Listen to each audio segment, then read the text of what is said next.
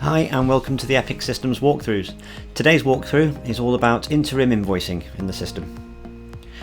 Lots of our customers get in touch asking how to do phased payments on jobs, how to do instalments, or even how to have multiple invoices per job. Well, the answer is using the interim invoicing feature, which may or may not be switched on already in your system. You'll soon know if it is, because at the top of a job sheet there will be a green button labelled Interim Invoicing. Now if that isn't there, you'll need to get in touch with us and we can add that for you very quickly. Now the process for doing an interim invoice is quite straightforward. It relies upon the sales lines on a job being delivered and as yet not invoiced.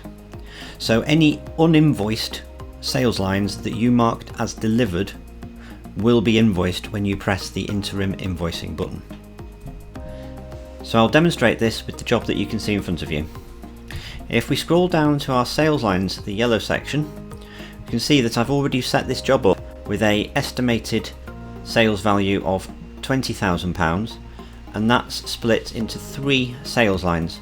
One here for 5,000, 7 and then 8. And these sales lines here are the part payments or interim invoices that we want to do as the job goes on.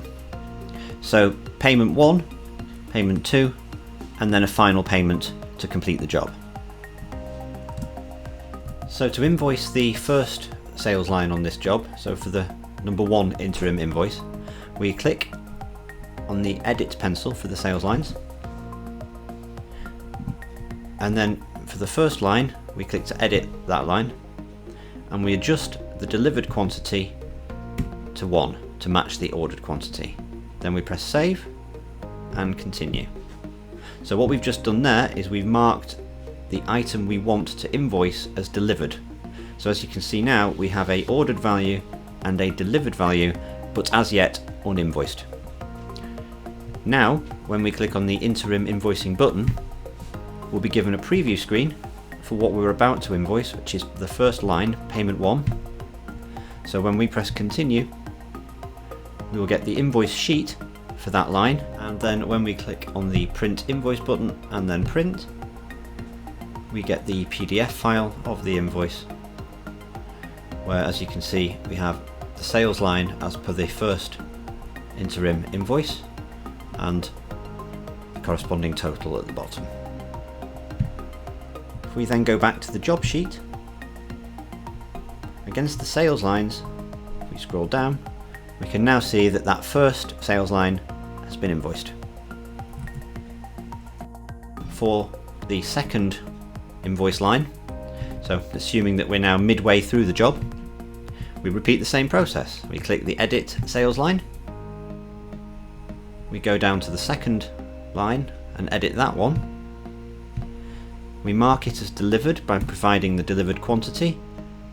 We press save and then continue. And now we press the interim invoicing button, and the preview screen should give us the midway through the job payment 2 line, and then we press continue, and that gives us the invoice sheet for the second line. I won't bother previewing the invoice now on the PDF file. If I close this and go back to the job sheet and now reload that,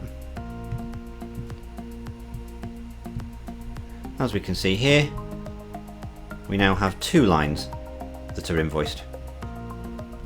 Now to deliver the final part of the invoice, the final invoice on the job, we can assume at this point that the job has been completed, costed and approved, and now that the job itself is at a status of approved for charging, so that the last invoice to be generated will charge the job. And when that happens, as you'll be aware, you get the generate invoice button. So now if we scroll down and we edit our sales line, we mark this one here as delivered by editing it again.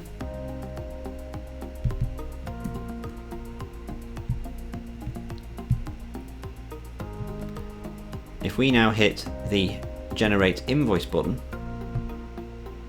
this will now produce the final invoice for the third payment.